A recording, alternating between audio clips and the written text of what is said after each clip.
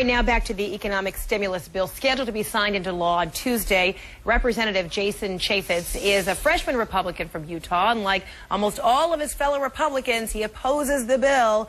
He's in Salt Lake City. So, Congressman, it's a done deal. However, we saw all the morning talk shows today, this Sunday, all the Republicans coming out and bad-mouthing the bill and saying this is no example of bipartisanship.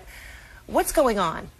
Well, look, hey, I didn't create this mess, but I did come here to help clean it up. And the process is so disheartening because the Republicans just weren't included. We had the bill for just over 12 hours. It was the single largest bill in the history of the United States, nearly 1,400 pages. There is not one congressman that even read that bill, and yet it passed. But what do you mean not included? Because you can just look back and see that President Obama went to the Hill, talked to both Republicans and Democrats about what might be in the stimulus plan. He invited Republicans as well as Democrats to the White House. And in addition, we heard Chuck Schumer saying and reiterating today there were at least 2 amendments that the Republicans proposed that is in this current plan.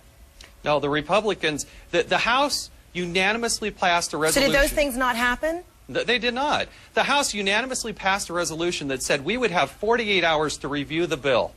We didn't have 48 hours to review the bill. We were allowed, it came in a closed rule. We could offer no amendments, and there just was simply no debate on the part of Congress. It just did not happen. We heard from Senator McCain, who earlier today also said that this was not bipartisanship from the very beginning. Lindsey Graham had very strong words to say today, quote, if this is going to be bipartisanship, the country is screwed. What kind of message is that to send to Americans about trying to revive some confidence that there's a plan in place to help Americans? I had a chance to meet the president, shake his hand. He's a nice man. But that is far different than how Nancy Pelosi and the Democrats are running the House. This is not the kind of process that we were promised. This is not a change from years past. And I got to tell you, when you have the single largest bill in the history of the United States, we ought to debate it. You ought to be able to see it. You ought to be able to read it before you even vote on it. What should be in the plan that the GOP proposed that isn't, that you're most disappointed with? Well, think of it like your home. In your home, let's say the furnace goes out and it's the middle of the winter. You got to fix the furnace. What this bill does is it remodels the kitchen. So what would fix the furnace? Specifically, what should be in this bill that Republicans propose that isn't, that you're most upset about?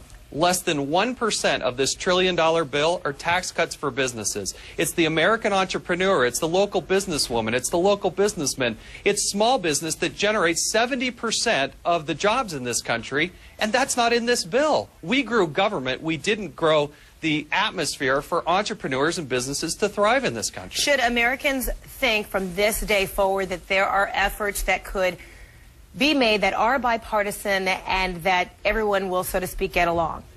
Oh, absolutely. I mean, we need a process that works. I'm willing to reach across the aisle. We all know people are hurting. We want to help. But how to do that? We don't want to grow government. We want to grow businesses. We want the people to have their money, not the government. All right, Congressman Jason Chaffetz, thanks so much for joining us from Salt Lake City, Utah. Thank you. Appreciate it. Thank you. All right, well, a big chunk of the president's stimulus package